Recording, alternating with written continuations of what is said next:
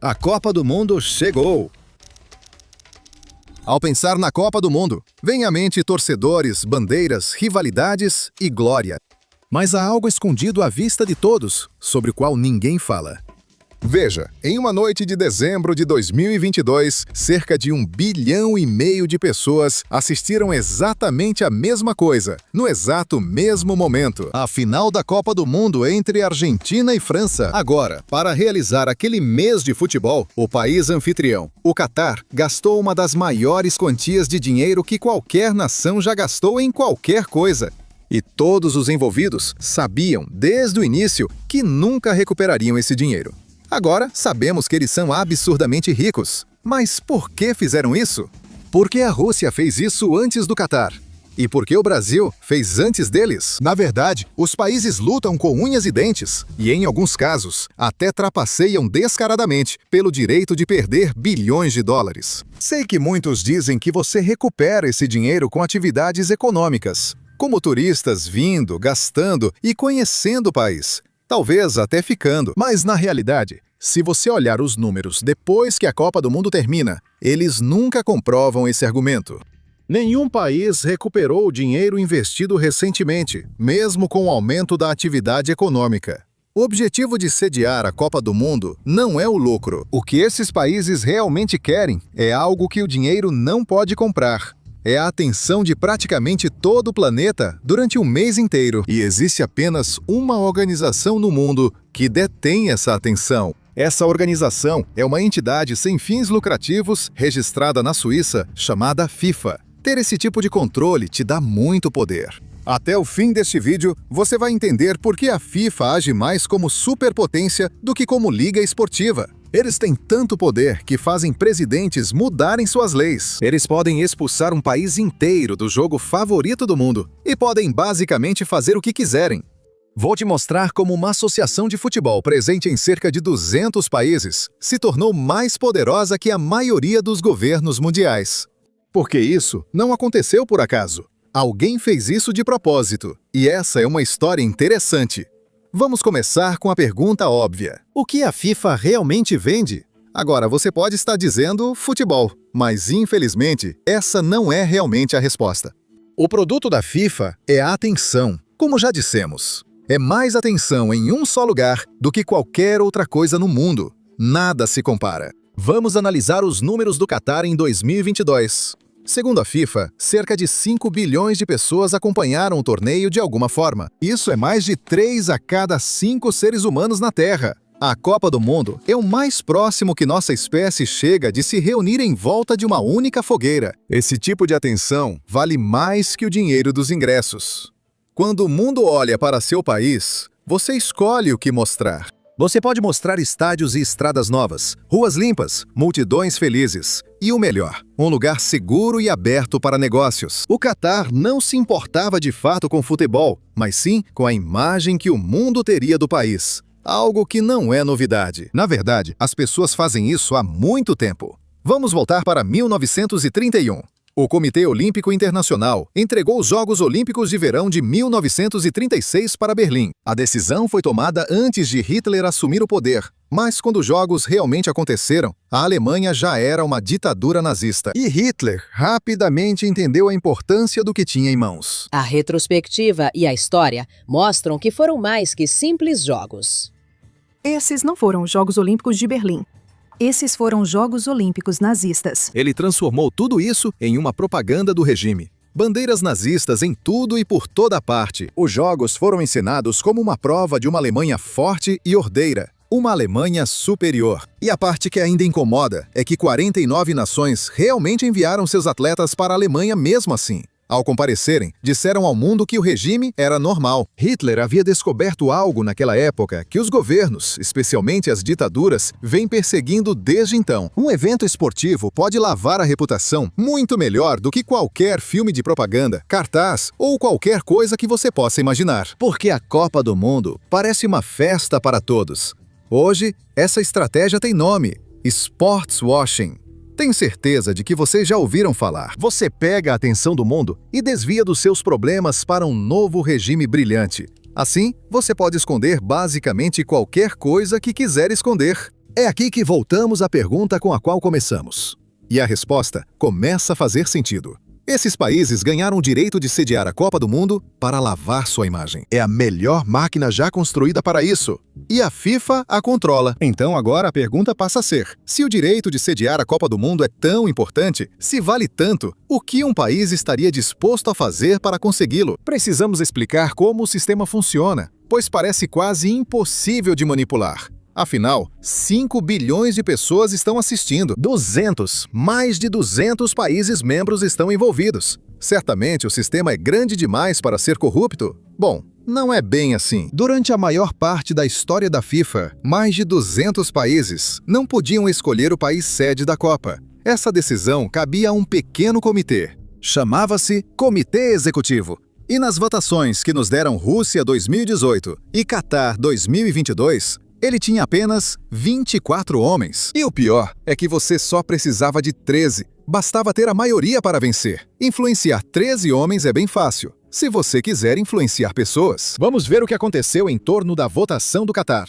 Um dos votantes mais poderosos era Michel Platini. Ele é uma lenda do futebol francês que direcionou um bloco de votos europeus para a posição do Catar. Pouco antes da votação, Platini almoçou no Palácio Presidencial francês com o presidente da França e um membro da família real do Catar. Depois, o próprio Platini votou no Catar. E muitas coisas aconteceram depois disso que levantaram muitas suspeitas. Veja, o Fundo de Riqueza do Catar comprou o maior clube de futebol de Paris. Depois, uma rede do Catar comprou os direitos de transmissão do futebol francês. E em seguida, a própria França assinou acordos para vender ao Catar bilhões de dólares em caças e aviões comerciais. Agora, oficialmente falando, tudo isso foi apenas pura coincidência. Nunca foi provado nada contra Platini naquela votação. Mas dá para entender por que as pessoas ficaram tão desconfiadas. E adivinha? Naquela época, ninguém sabia. Mas 5 anos depois, tudo veio à tona. Tudo começou na manhã de 27 de maio de 2015. Em Zurique, em um hotel 5 estrelas chamado Baur Au Lac, policiais à paisana entram e começam a prender altos dirigentes da FIFA. Alguns deles foram escoltados para fora com lençóis erguidos para esconder seus rostos. O mais louco é que essa operação nem foi ideia da Suíça. A ordem, na verdade, veio dos Estados Unidos, do Departamento de Justiça americano. Eles estavam construindo esse caso há anos e agora estavam acusando os dirigentes da FIFA de movimentar mais de 150 milhões de dólares em propinas e subornos nas últimas 2 décadas. Essa era uma acusação grave. E a forma como tudo aconteceu é realmente um dos grandes casos reais de crime da década. Essa realmente é a Copa do Mundo da fraude. Hoje estamos dando cartão vermelho para a FIFA. A chave que destravou tudo isso foi um homem chamado Chuck Blazer. Blazer era um dos administradores de futebol mais poderosos da América do Norte. E vivia como um rei. Ele tinha um prédio inteiro só para ele em Nova York. E outro só para os gatos dele. E além disso, ele tinha milhões de dólares entrando nas suas contas todos os dias, vindos de todo o mundo. Só havia um grande problema com tudo isso. Ele não pagava impostos e precisava de um advogado tipo Better Call Saul. Se vocês já viram essa série, sabem que o maior crime nos Estados Unidos é não pagar impostos. Foi aí que, em 2011, a Receita Federal apareceu e Blazer estava encarando o resto da vida atrás das grades. Então, ele fez um acordo. Chuck Blazer virou informante do FBI. Eles colocaram uma escuta nele. Na verdade, pelos relatos, parece que eles colocaram um microfone no chaveiro dele e simplesmente o mandaram de volta para o mundo do futebol, onde ele estava gravando. Seus colegas nessas reuniões, onde eles discutiam coisas como aceitar propina em troca de favores, como votar naquele país. Essa operação secreta revelou algo chocante. Todo o sistema era corrupto até a raiz. E uma parte foi realmente chocante. Como era barato comprar o voto de alguém poderoso. Veja este caso como exemplo. Em 2011, um dirigente do Catar estava concorrendo para assumir a FIFA e realizou uma reunião com dirigentes do futebol caribenho em Trinidad. Depois de sua apresentação, ele estava buscando o apoio deles para a eleição. Então, após sua fala, ele basicamente disse aos dirigentes: "Ei, voltem para a sala ao lado, temos um presente para vocês." E quando os dirigentes realmente foram para a sala ao lado, eles simplesmente viram envelopes marrons com dinheiro dentro. Um dos dirigentes chegou a contar o dinheiro. Eram apenas $40 mil em notas de $100. Não é muito dinheiro se você parar para pensar. Esse homem disputava o comando da FIFA, uma das mais poderosas organizações do mundo, comprando votos por $40 mil cada. Agora, infelizmente para si, um dos homens que estava sendo subornado tirou uma foto de tudo isso e revelou tudo para o mundo. Sejamos honestos. Corrupção em organizações poderosas não é novidade. Isso acontece diariamente. Mas veja, a FIFA ficou tão poderosa que parou de receber ordens dos governos e começou a dar ordens para eles. Agora, vocês sabem o motivo disso. Todo governo quer aquele mês de atenção global ao seu país. E querem isso desesperadamente. E adivinha? Agora é a FIFA que dita o preço. Ou seja, além de receber aqueles envelopes, a FIFA também tem um monte de regras que o governo precisa seguir se quiser sediar uma Copa do Mundo. Essas regras costumam conflitar com as leis locais. E adivinha quem sempre vence? Vamos ver o caso do Brasil, por exemplo. Quando o Brasil se preparava para sediar a Copa do Mundo em 2014, existia uma lei que proibia a venda de cerveja nos estádios de futebol. Agora, essa era uma lei razoável, especialmente se você conhece os torcedores sul-americanos, fãs de futebol. Eles são, como posso dizer, muito apaixonados.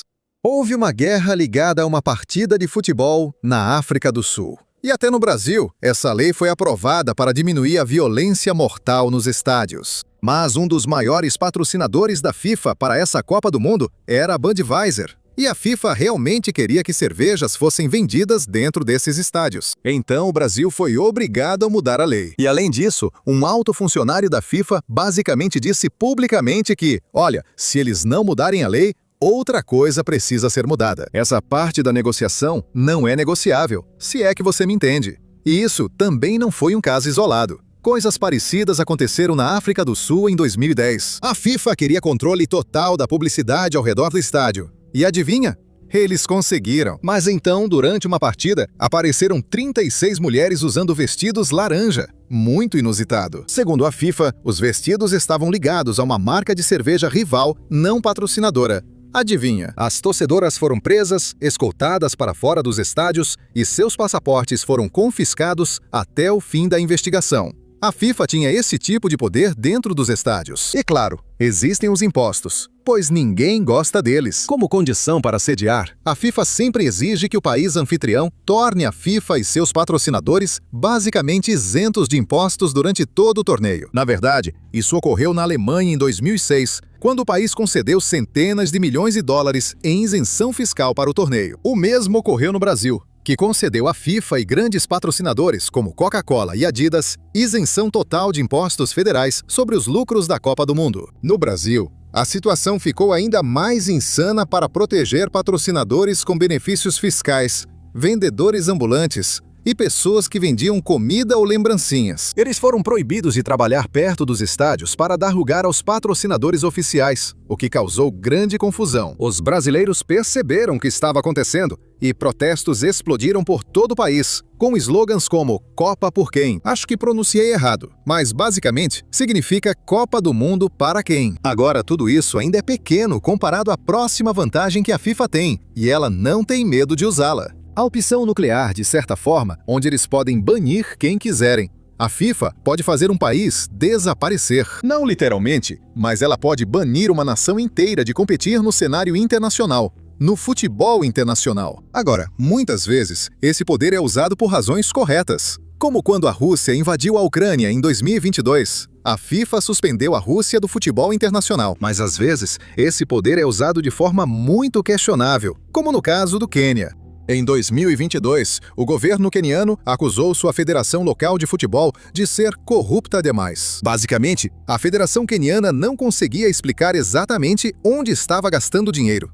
E dá para entender porque isso é suspeito em um país democrático. Então, o governo aboliu a federação e assumiu temporariamente o comando das operações do futebol no país. A FIFA considerou inaceitável qualquer interferência governamental nas federações e por isso baniu o Quênia do futebol internacional. A FIFA apresenta isso como uma forma de proteger o jogo da política. E, para ser sincero, às vezes isso é uma boa ideia. Mas às vezes isso simplesmente não faz sentido, até você analisar mais a fundo. Para a FIFA, não se trata realmente de política, não se trata realmente de mais nada. O que a FIFA quer proteger de fato são os patrocinadores. Ela busca um espetáculo limpo e lucrativo, pois é assim que patrocinadores e emissoras justificam bilhões em investimentos. E é por isso que eles querem manter qualquer tipo de polêmica fora disso. Apesar dos motivos, isso mostra claramente que a FIFA tem um poder inacreditável. Então, a próxima pergunta é: quem realmente detém todo esse poder? É uma pessoa só? É um grupo de pessoas? Ou é uma cabala? Bem, para entender essa resposta, precisamos voltar um pouco e entender como a FIFA chegou onde está hoje. Veja, por muito tempo, a FIFA era realmente apenas uma federação tranquila que organizava torneios. Eles não tinham tudo isso que tem agora, mas essa transformação começou com um empresário que enxergou o futuro antes de qualquer outra pessoa. O nome dele era Horst Dassler, e ele era filho do homem que fundou a Adidas. No fim dos anos 70 e no começo dos anos 80, enquanto a televisão explodia ao redor do mundo, Dassler percebeu algo antes de qualquer outra pessoa. Ele percebeu que a FIFA tinha nas mãos um ativo de marketing incrivelmente valioso, possivelmente o mais valioso do mundo. E adivinha só, as pessoas que controlavam a FIFA nem sabiam disso. Então ele criou uma empresa chamada ISL. O principal negócio dessa empresa era comprar direitos da FIFA e revendê-los a patrocinadores. Eles se tornaram os intermediários porque perceberam quão importante era esse ativo todo. A empresa começou a ganhar dinheiro como nunca. E adivinha quem ficou com inveja disso? O presidente da FIFA, que segundo relatos queria uma parte por baixo dos panos porque percebeu quanto dinheiro essa empresa estava ganhando. E as propinas começaram a rolar. Os números eram impressionantes. Ao longo dos anos, acredita-se que a empresa ISL tenha canalizado cerca de 100 milhões de dólares em propinas para dirigentes do futebol, em troca dos direitos de vender patrocínios da FIFA. Isso se tornou um hábito tão comum na empresa que certa vez eles enviaram por engano 1,5 milhão de dólares em propina para a conta da FIFA, em vez da conta da pessoa que queriam subornar. É como se eu enviasse acidentalmente uma mensagem para a pessoa errada, mas, em vez de mensagem, eram 1,5 milhão de dólares. E isso foi nos anos 80. Então, se você ajustar pela inflação, seria um valor ainda maior. Enquanto tudo isso acontecia, havia outro homem na FIFA que estava observando tudo isso e entendendo exatamente como a estrutura de poder dentro da FIFA realmente funcionava. Esse homem era Sepp Blatter. Blatter rapidamente entendeu que, se você quisesse controlar a FIFA, precisava de blocos de votos. Você precisava desses votos para te apoiar.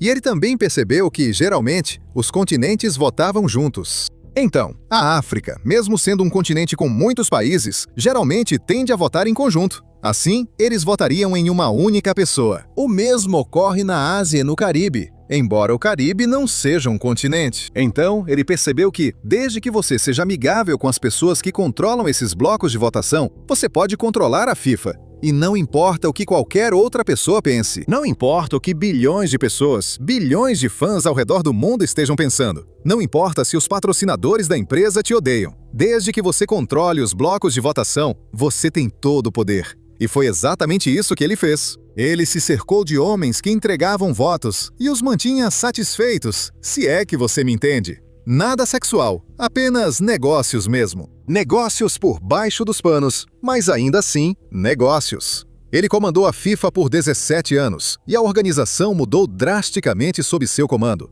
Vamos falar sobre pessoas que trabalhavam com ele. Esses cargos logo foram preenchidos por membros da família real, bilionários da mineração e articuladores políticos. Você não pensaria que essas pessoas queriam fazer parte da principal organização de futebol. E adivinha, elas realmente conseguiram. Essas pessoas perceberam que a FIFA era o ativo mais valioso do mundo e rapidamente ocuparam esses cargos. E desde então, a FIFA tem agido como um império privado. Passou por escândalos, chegou até a ter membros presos. Mas o império sobrevive porque o produto que oferece ainda é o produto mais valioso do mundo.